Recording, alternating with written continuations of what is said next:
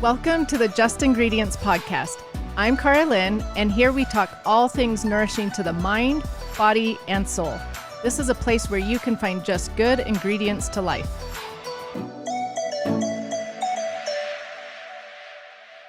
This podcast is sponsored by Llama Naturals. I learned about Llama Naturals a few months ago, and I honestly wish someone had told me about them sooner. I always recommend that people get their vitamins from whole food sources, not synthetics. But I could never find a good option for my kids until I found Llama Naturals. They have a full line of delicious gummies that are made with real fruit, no added sugar or sweeteners, plus vitamins from whole foods. They are USDA organic, vegan, gluten-free, and allergen-free. Plus, they are seriously delicious. You can save 20% off your first order by going to llamaNaturals.com and using the coupon code JUST, J-U-S-T. My whole family loves them, but if you have a picky eater, they offer a money-back guarantee. Seriously, you should at least go to their site and compare their label against any other gummy brand out there. They are the best I've found. Again, it's llamaNaturals.com. Dr. James DiNicolantonio is a doctor of pharmacy and a cardiovascular research scientist, a well-respected and internationally known scientist and an expert on health and nutrition. He has contributed extensively to health policy and has testified in front of the Canadian Senate regarding the harms of added sugars. He serves as the associate editor of the British medical journal's Open Heart, a journal published in partnership with the British Cardiovascular Society, and is on the editorial advisory boards of several other medical journals.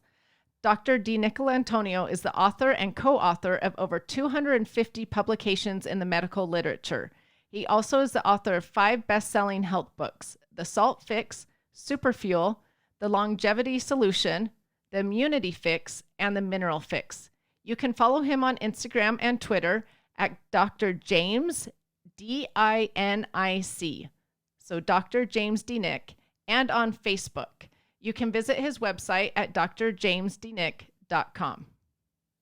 I am so honored to have Dr. James DiNicolantonio here with me on the show. Thank you so much for being here. I really honor and respect everything that you teach and do, and I love following you on Instagram, and I have loved learning about salt from you, and I'm so excited to pick your brain. So thank you for being here. Thanks for having me. So before I start asking you a ton about salt, tell my listeners just a little bit about you, your background, how you got studying things like salt, anything that would help them get to know you. Sure. So I'm a doctor of pharmacy as well as a cardiovascular research scientist. Most of my research in the medical literature has been on nutrition, a lot on salt and other minerals, but also just, on macronutrients and things like that as well. And really the passion for researching and studying and writing the Salt Fix was when I was actually practicing as a community pharmacist. I was having a lot of my patients suffering from a lot of adverse effects from their doctors telling them to go on a low salt diet or putting them on a diuretic that caused salt and fluid depletion to lower their blood pressure. And so typically when these individuals started adding back a normal amount of salt, all those symptoms went away. So I think from that, from this sort of mismatch between what doctors were recommending to their patients and how that was actually leading to worse outcomes sort of led me to go into the low salt rabbit hole, so to speak. Talking about that, people often talk negatively about salt. And I think maybe some of that stems from what doctors are telling them, like you said. Why does everybody think that they need to watch their salt intake? I sort of go through the history of where most of us got the idea that a normal amount of salt is harmful. And really there were a few key players, just kind of the history parallels the demonization of saturated fat very similarly. There seems to be a few key players that look at observational data. So for example, in the salt realm, it was really Lewis Dahl, who was one of the largest proponents of salt being harmful to blood pressure. He actually had to create salt sensitive rats in order for salt to even increase blood pressure chronically, because he couldn't do it in normal rats. Huh. And so he actually had to interbreed them to actually become salt sensitive. So that tells you something, that in a normal population of rats, he couldn't even do it. And then he would kind of use observational data like Ansel Keys used, the 6-country study to demonize saturated fat, where he actually took 6 countries as well and said, as the population intake of salt increased, the prevalence of high blood pressure increased. And then, of course, this led into the dietary goals in 1977 that everyone should be on a low salt diet, which then gets translated to the 1980 Dietary Guidelines. And then that has been updated ever since without really questioning where does this actual evidence stem from for population-wide salt restriction. But what's interesting is decades later, they did the InterSalt study where they looked at 48 countries instead of the 6 that Lewis Dahl looked at. And essentially, there was actually a trend down where as salt intake increased to a normal amount, blood pressure actually decreased. So it really stems from these poor observational sort of cherry picking studies. That is so interesting. So do you think our dietary guidelines will change as we have new studies, or that's a big thing in process that will take a while? They've slowly started to change. So actually, they originally weren't even that bad. It was sort of, the original guidelines were sort of to consume a moderate amount of salt. And it really got bad around 2005, where the American Heart Association started recommending less than a half a teaspoon, essentially less than about 12 to 1500 milligrams of sodium. And now it's slowly starting to get less restrictive because of all the studies that have come out, like the PURE study and other studies in hundreds of thousands of participants, where showing that higher urinary sodium excretion, which is an indicator of dietary intake, is actually associated with the lowest risk of dying in cardiovascular disease. So they're starting to sort of lift some of those blanket statements because the evidence is starting to show that it's actually having the opposite effects as intended. So interesting. I know there's a lot of confused people out there about salt. For me personally, I find this interesting. My dad had a heart attack over 40 years ago. And when he did, they said you need to lower your salt intake. So what did my mom do? She got rid of all salt in our home. So I grew up with no salt in the home. We couldn't even put it on our food. I know, there's other people of my generation as well that are confused on salt. So I'm glad to hear that they're loosening those restrictions. But now tell my followers, what are the health benefits of salt? Because there are benefits to it. Right. Well, the first key benefit is that salt is made up of 2 essential minerals, sodium and chloride. Chloride is interesting because it helps make up hydrochloric acid, which is needed to not only digest food and absorb nutrients, but it's also there to inhibit and kill pathogens. And numerous studies have shown if you go on a low salt diet, that actually reduces stomach acid and increases the pH of the stomach. So first line of defense against pathogens that you ingest is stomach acid. So if you're reducing that, you're potentially increasing the risk of pathogens entering the body, and you are increasing the risk of numerous nutrient depletions because you can't digest your food as well. Chloride is also used by the immune system to kill pathogens. It's one of the white blood cells secrete something called hypochlorous acid, which needs chloride.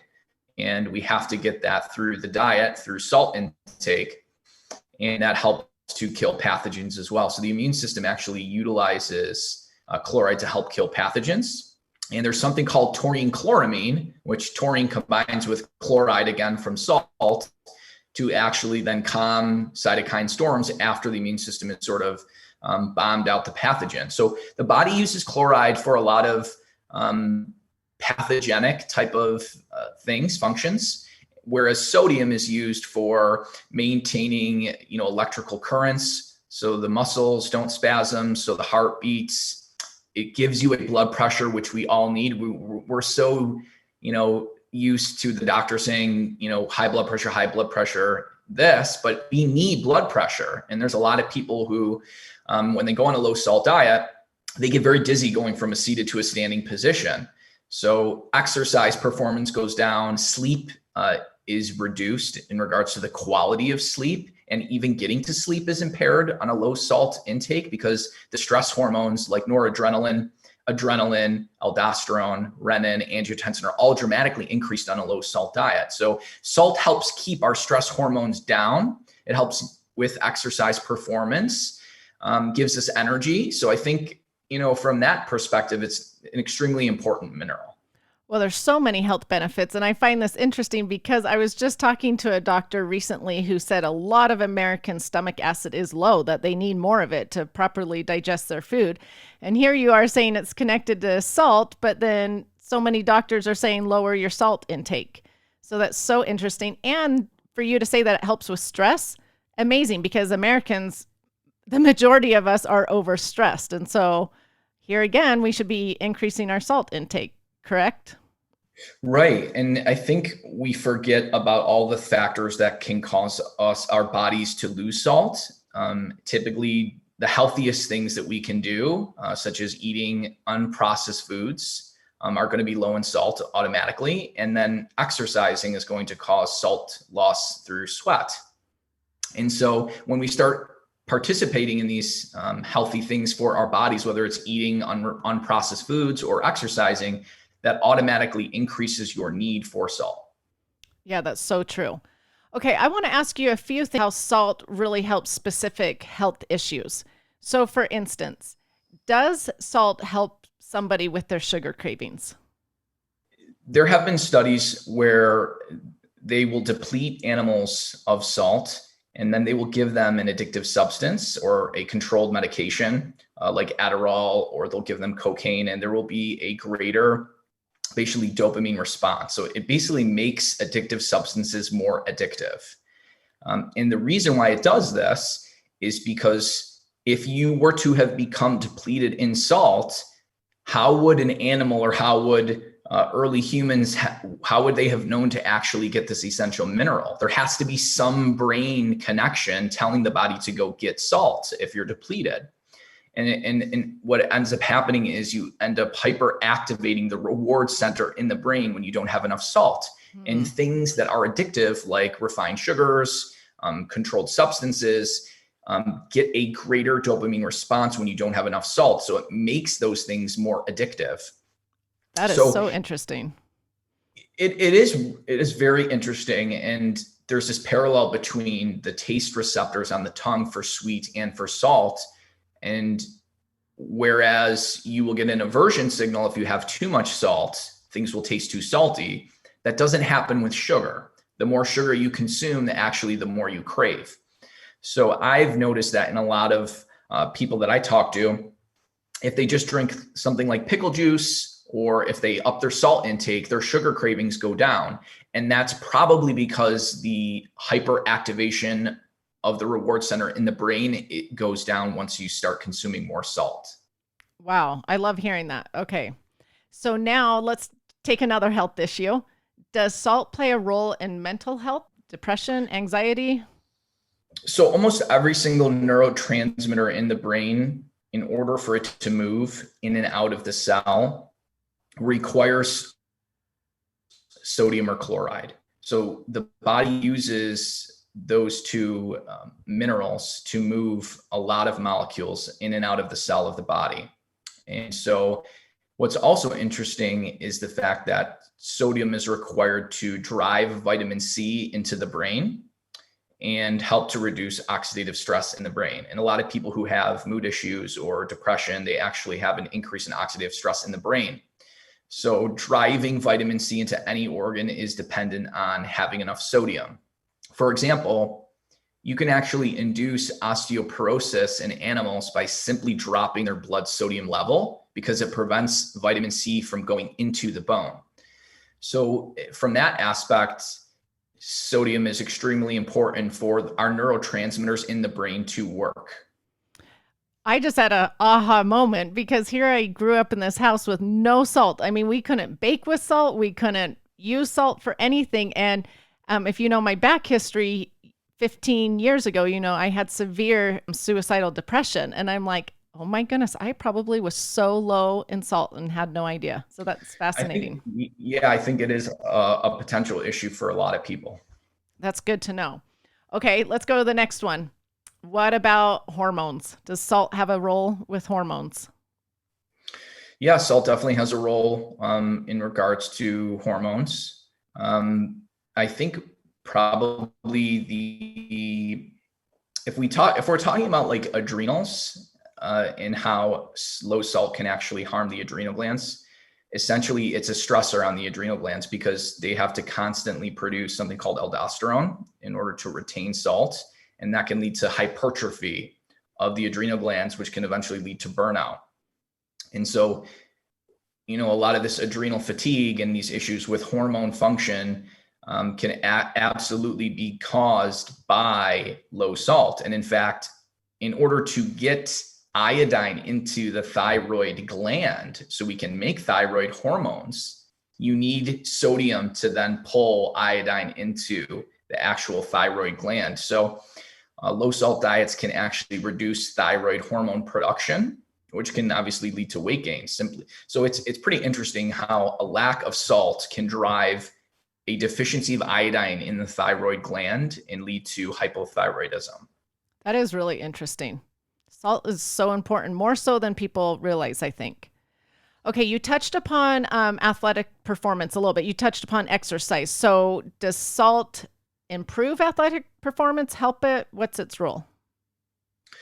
So it absolutely does. And depending on what type of exercise you're doing will determine how you can maximize the benefits of salt. So it's, for example, if you're performing exercise that is going to get your body to a critical temperature, typically around 39 Celsius. So if you're doing very high performance with multiple intervals, or if you're exercising in the heat, then taking salt solutions about 90 minutes before competition, and you slowly consume them over 60 minutes, has been shown to increase exercise duration up to about 21 minutes compared to not doing that, which is a tremendous increase in exercise capacity, about 10 to 20 times more than any pre-workout supplement like beta-alanine or beetroot juice could ever do. If you're doing more moderate exercise that's prolonged, let's say you are just jogging for an hour, simply not as high of salt solutions. In the previous studies that I had mentioned, that's using an isotonic amount of salt. Basically, the saltiness of your blood is what's being consumed in these fluids. If you're doing a moderate type of exercise performance, simply maybe around 800 milligrams of sodium per hour with matching fluid loss, which is typically about 1 liter per hour at a moderate intensity exercise, can improve hydration. So obviously reduce dehydration by doing that. Replace obviously the salt that is being lost, which is typically around that amount, around 800 to 1200 milligrams of sodium per hour of moderate exercise. Oh, really? I didn't realize it was that much. It's much higher at hotter temperatures. So 800 to 1200 is typically what's going to happen around 70 to 80 degrees Fahrenheit. Whereas if you start getting into the 85 to 95, you can get up to a full teaspoon or 2300 milligrams of sodium loss per hour in sweat. Wow. That's good to know. Mm-hmm. Okay, so that really helps those that are exercising, and even just the moderate athlete, the one just trying to move their body for exercise or for the health benefits. So that's really good to know. Is there a point, though, that you have taken in too much salt? Is it possible to take in too much salt? It is possible to take in too much salt if you are salt sensitive, which is typically driven by 3 or 4 primary factors. One being insulin resistance, the second one being low magnesium intake, third being low potassium intake, and the fourth having a high dietary acid load. Those 4 factors, if you fix those and you don't have some rare genetic issue, will probably fix about 99% of people who are actually salt sensitive. And in people who are not salt sensitive, there's been studies giving up to 100 grams of salt, and that does not even increase blood pressure significantly. And the typical intake is only 10 grams. So it takes a very, very high amount of salt to actually lead to a large increase in blood pressure if you're not salt sensitive. And so it's really just fixing those underlying conditions. And then most people would not have an issue with a normal intake of salt. So will people pee out excess salt or no? Yeah. So if The studies show that if you are not salt sensitive, you can give people up to 100 grams of salt and they simply will just pee out what they don't need, and there will not be a significant rise in blood pressure.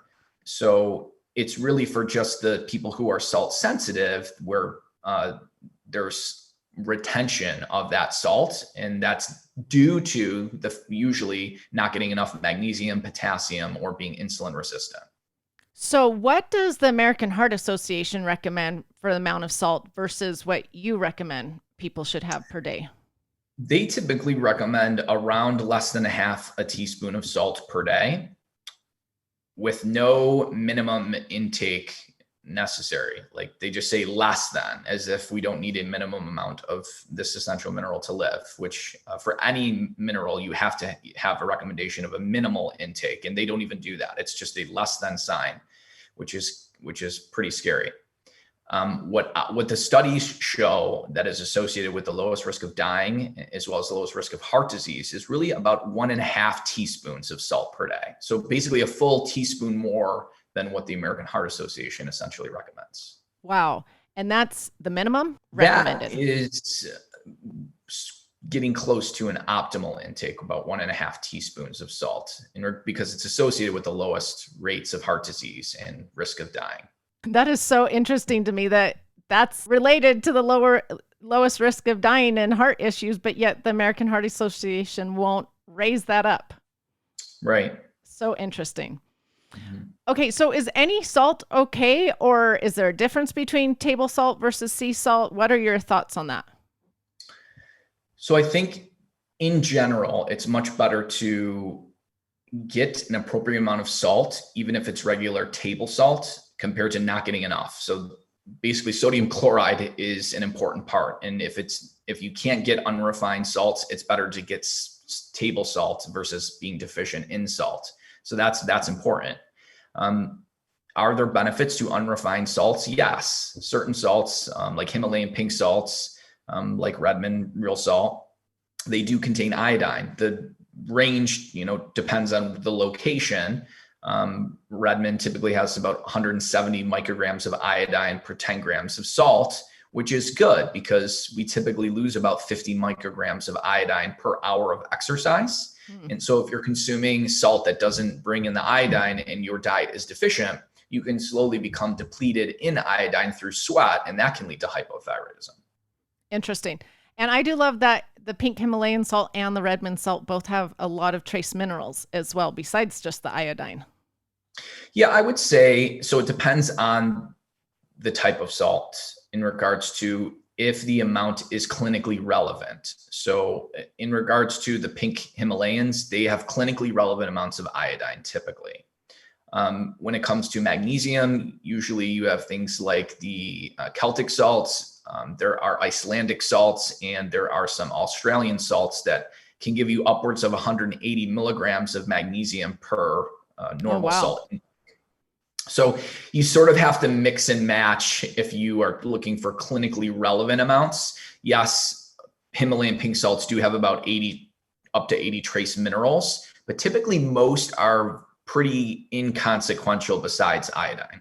Okay, so can I ask you about a few myths? Because I feel like there's a lot of salt myths out there, and a lot of people believe them as fact.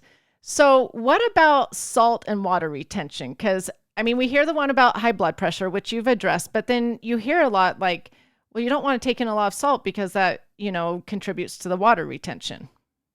Right.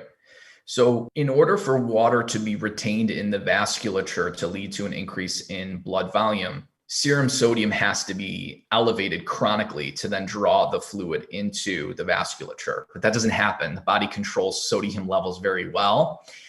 The white crystal that does stay elevated is sugar or glucose. It's really over-consuming sugar that leads to a chronic elevation in glucose that pulls water into the vasculature and chronically elevates blood pressure. So we keep blaming all these things, especially blood pressure, on the wrong white crystal. It's really the refined sugar, not the salt.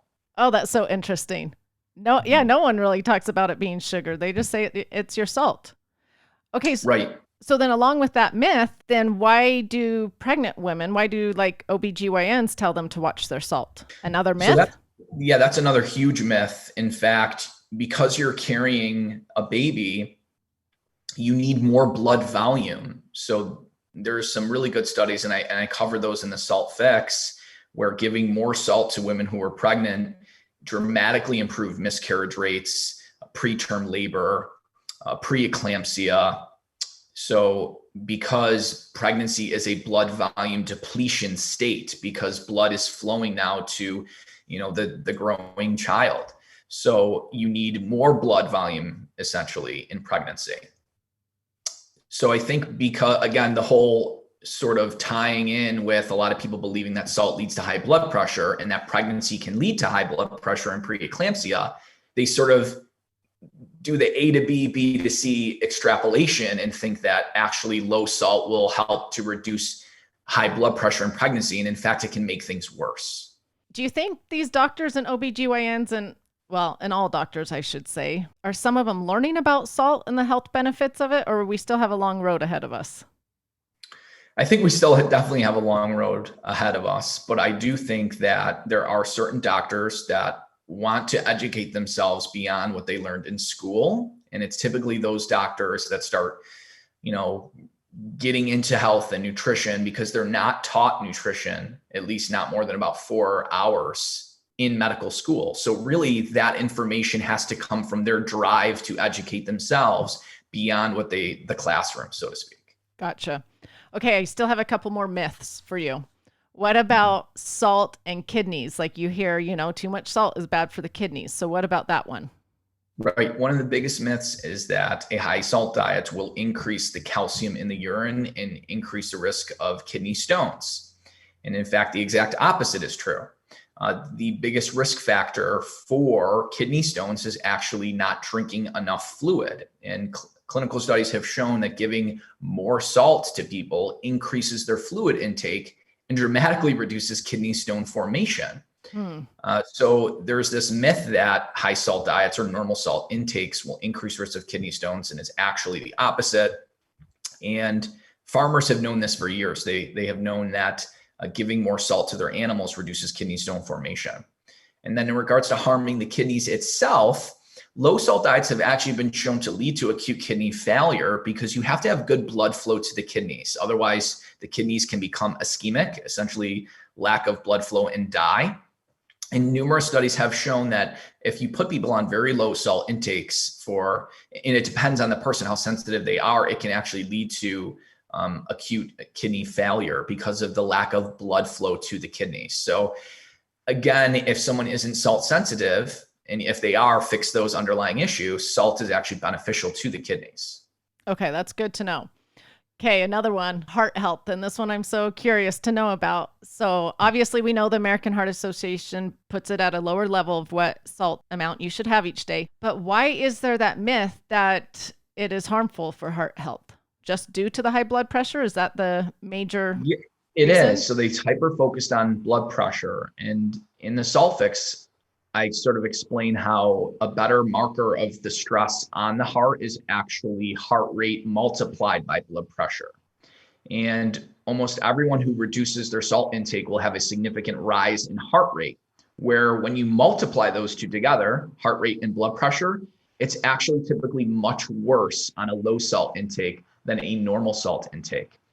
And then these institutions and these guidelines, they don't look beyond blood pressure. And even if they look at heart rate, that's a rare occurrence. But if you start looking at all the stress hormones like aldosterone, renin, angiotensin 2, things we block with medications to prevent deaths and cardiovascular events, are all dramatically increased on a low salt intake. So when you take into account heart rate increasing, all the stress hormones increasing, and the fact that low salt diets can lead to insulin resistance and significant elevations in insulin, you can see that almost every single surrogate marker is actually worsened on a low salt intake, except potentially blood pressure. That is so fascinating to me. It's crazy that we haven't fixed this yet in our system. Yes, indeed. Wow. Okay. Let's talk about potassium, because I hear out in the health world that you've got to have this certain sodium to potassium ratio. I mean, is that correct info or no? There's definitely truth to that. I think the key takeaway is you don't want to have a potassium intake of 3 grams or less. You really want to be above 3 grams. And if you get above 3 grams, it seems that a normal salt intake isn't really that big of an issue for most people. So does potassium help keep your sodium levels regular, like help regulate it? Correct. So essentially, when you are not getting at least 3 grams of potassium or more, you can start over retaining salt.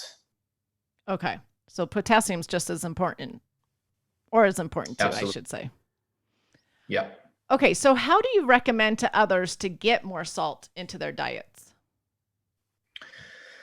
I think if someone is consuming an unprocessed whole foods, they're going to lack the salt now that we used to get through, blood and interstitial fluids that were very salty. And so just simply adding salt to taste is probably the easiest way to just get the salt back. Oh, my husband's going to be so happy to hear that, because when we were first married, he just loved to salt his food. And coming from a home with no salt, it was like this conflict in our home, because I'd be like, no, you shouldn't salt your food. So he will be so happy to hear that. Okay, what about like rehydration drinks? Yeah, rehydration drinks are all about 1/10 the amount of salt that they should have. They're way too low Really? because they do not boost blood volume at all. And most of them are about 1/5 the amount that you need to even replace what's lost through sweat. I think it's just a lack of understanding physiology during exercise and how much salt is lost and how much is needed to boost blood volume. And I think there's just a very set niche amount of people that really understand how much salt should be in like a hydration or pre-exercise or post-exercise drink. Wow. Okay, so I shout out Relight, which is a rehydration drink from Redmond, and all the time people tell me that has way too much salt. I'm not going to take that. So now you're saying No, it's not even close to the amount. well, for most hydration, like your Gatorades and your Powerades, for example, they're about 1/10 of the salt that you need. So correct, taking higher salt pre-workouts is actually typically what you want to do. And it's really, you want to match the saltiness of the blood in order to best absorb the salt and in order to increase the blood volume. Because what happens with exercise is there's this competition between blood flowing to working muscle and then blood that needs to go to the skin to then dissipate heat. So you are actually in a state of volume depletion during exercise. So if you can boost blood volume prior to exercise with something that is isotonic or the same saltiness as your blood, then you can sort of get ahead of that problem. Oh, that's so interesting. Okay, I'm so excited for my listeners to hear this, because it is seriously a daily debate with them. They're constantly telling me it's too much salt. Okay, Right. so but talking about those Powerades and Gatorades and things, they've got a lot of sugar in those. Right. So the sugar is going to affect our health, obviously. Right. So that's why a lot of them are starting to come out with like these, Gatorade Zero or Powerade Zero, where they're trying to go now and cut down on the sugar intake or have no sugar, because for the longest time, they were probably too high in sugar. And so it is a problem and it doesn't seem, at least not in for most athletic performance, that glucose needs to be there. It's this amount of salt and fluid that is going to determine how well you can perform. Okay, so not the sugar, the high amounts of sugar. Right. Let's talk about sugar just really quick, because I know you talk about it on your Instagram account. Are you okay with sugar in moderation, or you think we get way too much sugar in America? Well, we definitely get too much sugar in general, and particularly in children. I mean, some children eat more than their body weight in sugar every year. And it does seem to be a huge issue, especially in kids. And of course in adults too, because it's hidden everywhere. I mean, most people's sugar intake isn't like dumping sugar on their cereals. It's typically hidden already and they don't even realize they're getting it. So we are definitely consuming too much. Is getting some refined sugar, maybe less than 20 to 30 grams, okay? If it doesn't lead to overconsumption, potentially, it can still lead to dental caries. You have to get the intake down to less than 5% of total calories for there not to be a significant increase in cavities. So even from that perspective, a moderate amount is not healthy for the teeth and may not even be healthy for the intestinal tract, even if it doesn't lead to like weight gain and things like that. So there's really no need for it. I wouldn't understand how someone could argue to consume a moderate amount of refined sugar versus just getting like a moderate amount of like fruit or berries and getting sugar the natural way.